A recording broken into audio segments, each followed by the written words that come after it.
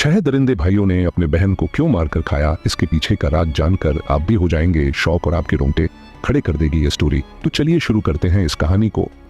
एक राजा के 7 बेटे और एक बेटी थी जो खुशी खुशी अपना जीवन बिता रहे थे। 7 भाई बहनों में इकलौती छोटी बहन बहुत ही शांत स्वभाव, आज्ञाकारी एवं संस्कारी थी। उनमें सबसे बड़े भाई का विवाह हो चुका था। 7 भाइयों में सबसे छोटा भाई एक आंख से अंधा था।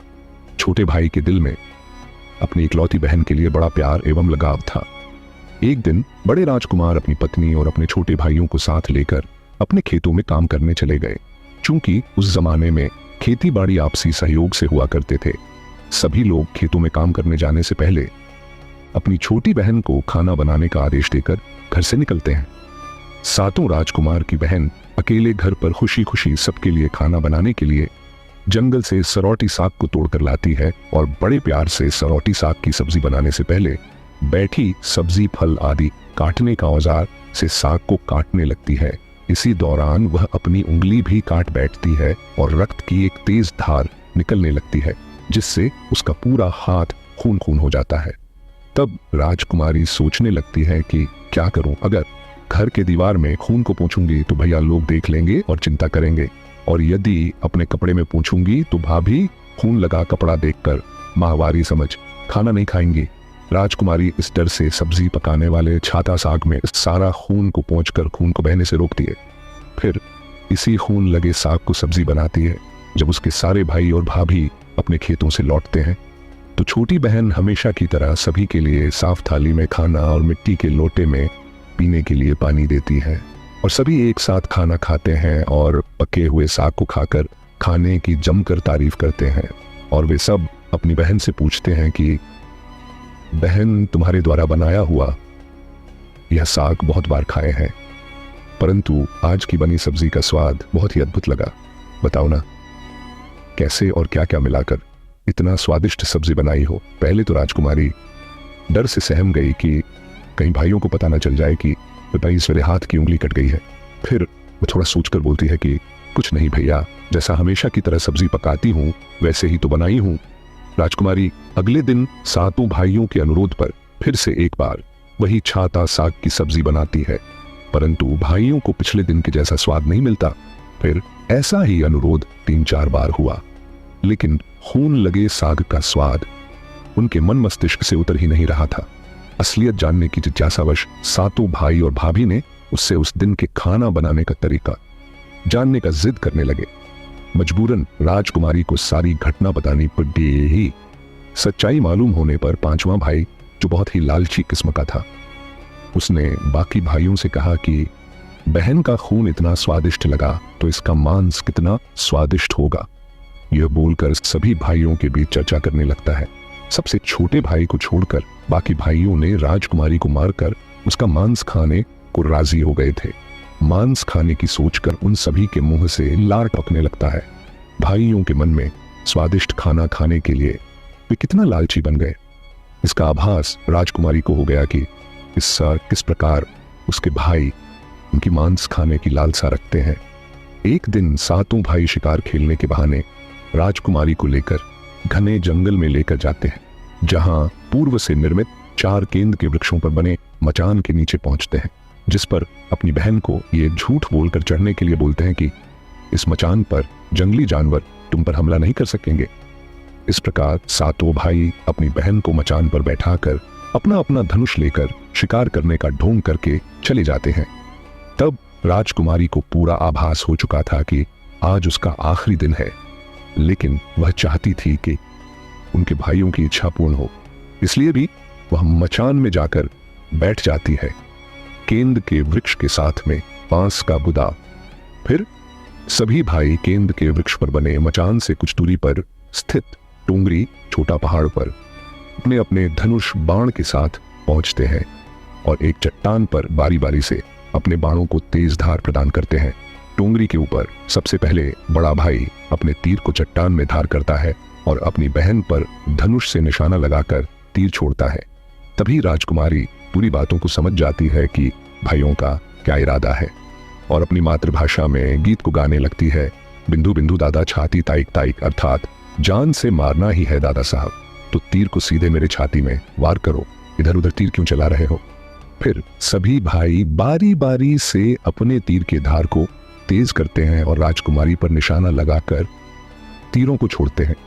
6 भाइयों का निशाना खाली जाता है और 7वां भाई जो सबसे छोटा था वह तीर चलाने से इनकार कर देता है, क्योंकि उसे अपनी छोटी बहन से बहुत लगाव था और धनुष बाण चलाने में 7 राजकुमार में सबसे निपुण था। चट्टान में धार किए गए तीरों के निशान राजकुमारी जानती थी कि उनके 7 भाइयों में सबसे छोटा भाई दादा बाकियों की तरह लालची नहीं है। 6 भाई छोटे भाई पर पूरा दबाव डालते हुए आदेश देते हैं कि अगर वह तीर नहीं चलाएगा तो बहन की तरह उसे भी मार देंगे। फिर छोटा राजकुमार उदास मन के साथ तीर को थोड़ा ही धार कर दूसरी दिशा में तीर को छुड़ाने की कोशिश करता है और तीर को धीरे से छुड़ाता है। राजकुमारी हर बार की तरह इस बार भी वही गीत गाती है, बिंदु बिंदु दादा छाती ताइक ताइक। इतने में छोटे भाई का तीर सीधे राजकुमारी के सीने को भेद देता है और राजकुमारी की आत्मा शरीर से अलग हो जाती है और उसकी आत्मा उसी स्थान पर भटकने लगती है। तभी वह देखती है कि उसके शरीर का मांस खाने के लिए उसके भाई कैसे लालच करते हैं और सबसे छोटे राजकुमार को जबरदस्ती मारपीट कर उसके शरीर को काटने का आदेश देते हैं। बहन के मांस को पकाने के लिए बहुत सारी सूखी लकड़ी लाने के लिए छोटे राजकुमार को जंगल भेजा जाता है। छोटा भाई जंगल में खोज खोज कर ढेर सारा लकड़ी जमा करता है और सोचता है कि कैसे इतना सारा लकड़ी को ले जाऊंगा। दादा जो रस्सी दिए हैं वो भी 7 टुकड़ों में दिए हैं, उन्हें जोड़ने पर भी यह रस्सी इन लकड़ियों को नहीं बांध पाएगा। देर होने के डर से राजकुमार उदास होकर रोने लगता है और उसके आंखों से आंसू धरती में गिरने लगता है। वह अपनी बहन को याद करके रो ही रहा होता है कि तभी एक नाग देवता वहां आते हैं और पूछते हैं कि क्यों रो रहे हो राजकुमार। वह इधर उधर देखता है किंतु कोई भी नजर नहीं आता है। फिर राजकुमार को नाग देवता दिखते हैं और राजकुमार नाग देवता को अपनी पूरी आपबीती सुनाते हैं। फिर नाग देवता उसे कहते हैं कि मैं लकड़ी में रस्सी की भांति लिपट जाता हूं और तुम जैसे ही लकड़ी वहां रखोगे तो मैं धीरे से निकल जाऊंगा। और राजकुमार ऐसा ही करते हैं। सभी बड़े भाई ये देखकर चकित रह जाते हैं कि कैसे उनका छोटा भाई रस्सी के 7 टुकड़े होने के बावजूद भी जंगल से इतना सारा लड़की लेकर आता है।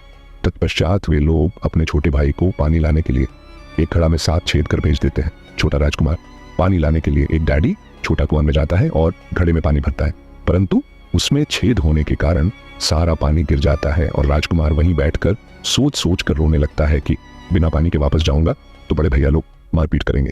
यह सारी घटना को दाढ़ी के मेंढक, केकड़ा और मछली सुन थे और वे तीनों तारा और राजकुमार को रोता देखकर पूछते हैं कि क्यों रो रहे हो। फिर राजकुमार उन्हें अपनी आपबीती को विस्तार से बतलाता है और कहता है कि मैं अपनी प्यारी बहन के शरीर का मांस कैसे खा सकता हूं, नहीं खाऊंगा तो बड़े भैया लोग मारपीट करेंगे। तब मेंढक कहता है कि तुम परेशान मत हो, हम सब मेंढक घड़ा के छेद में चिपक जाते हैं। फिर मछली और केकड़ा बोलते हैं कि तुम हमें लेकर चलो, तुम्हारे भाई जब राजकुमारी के मांस को खाएंगे तब तुम मछली को खाना और जब वे हड्डी को खाएंगे तब तुम केकड़ा को खाना, बड़े भाइयों को शक नहीं होगा। फिर राजकुमार ने बिल्कुल वैसा ही किया जैसे केकड़े और मछली ने कहा था। रात को जब राजकुमारी का पका हुआ मांस खाने को परोसा गया तब बड़े भाइयों से छुपाकर वह मांस को दीमक के टिल्हे में डाल देता है और समय बीतने पर वहां बांस का एक बड़ा बूदा झुंड उगता हिकता है। इस घटना के वर्षों बाद एक भीख मांगने वाला जोगी उसी बांसौदा के पास से गुजर रहा था और वह सुंदर सुंदर बांस के बुधा को देखकर सोचता है कि अगर इतने सुंदर बांस से केंद्रा वाद्य यंत्र बनाया जाए तो कितना सुरीला धुन निकलेगा। उसी क्षण बांस से आवाज आती है, ना काट काट रे जोगी, ये तो लागे भैया रोपल बांस। जोगी फिर भी बांस को काटता है। जोगी इसी उद्देश्य से एक मोटा बांस का टुकड़ा काट कर ले जाता है कि इस बांस का आवाज इतना सुंदर है, यदि केंद्रा बनाएंगे तो कितना मधुर आवाज निकलेगा। और जोगी इस बांस से एक सुंदर केंद्रा का निर्माण करता है। इस केंद्रा से इतनी मधुर ध्वनि निकलती है कि जोगी जहां जहां भी इसे बजाता है इसकी ध्वनि से लोग मंत्रमुग्ध हो जाते थे।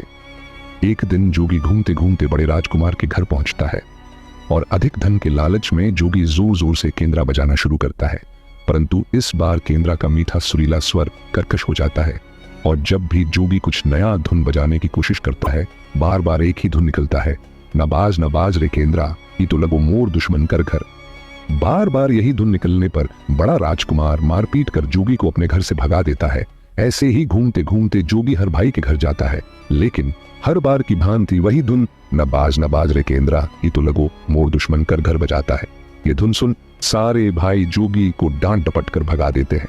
सबसे अंत में जोगी छोटे राजकुमार के घर पहुंचता है।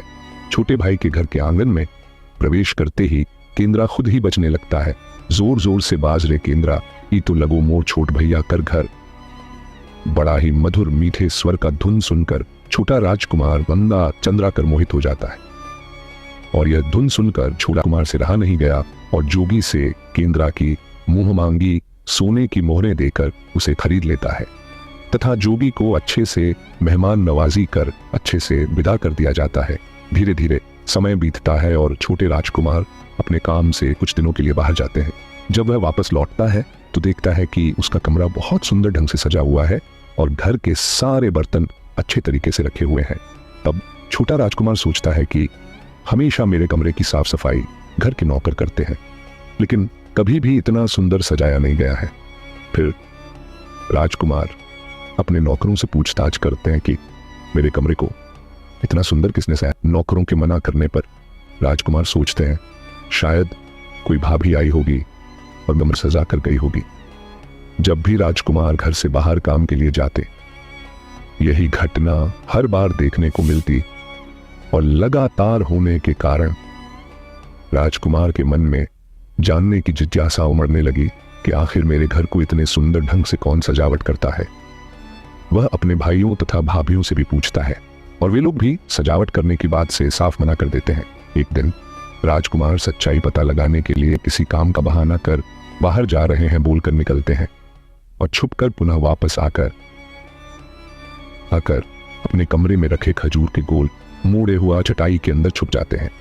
कुछ समय इंतजार के बाद राजकुमार देखते हैं कि एक खूबसूरत सी लड़की केंद्रा से निकलकर कमरे के अंदर आती है और सारे कमरे की साफ सफाई कर वापस उसी केंद्रा में समा जाती है। यह देख राजकुमार की आंखें खुली की खुली रह जाती है। चूंकि उस लद्दतकी की शक्ल राजकुमार की छोटी बहन की जैसी ही होती है, राजकुमार अगले दिन फिर से एक बार उसी प्रकार छुप जाते हैं और जैसे ही वह सुंदर लद्दतकी पूरे कमरे की साफ सफाई का काम खत्म कर वापस केंद्रा में जाने वाली होती है, तब छोटे राजकुमार उस लद्दतकी का हाथ पकड़ के टच लेते हैं और तुरंत केंद्रा को जला देते हैं, जिसके बाद वह लद्दतकी हमेशा के लिए मानव रूप में परिवर्तित हो जाती है और दोनों भाई बहन खुशी खुशी अपना जीवन जीते हैं। आज भी हर गांव में आषाढ़ी पूजा के दिन बकरा कटता है और पूरे गांव के घरों में प्रसाद स्वरूप बकरा का मांस खाया जाता है और सतबैनी नामक पूजा स्थान पर वहीं सरौटी साग को चढ़ाया जाता है।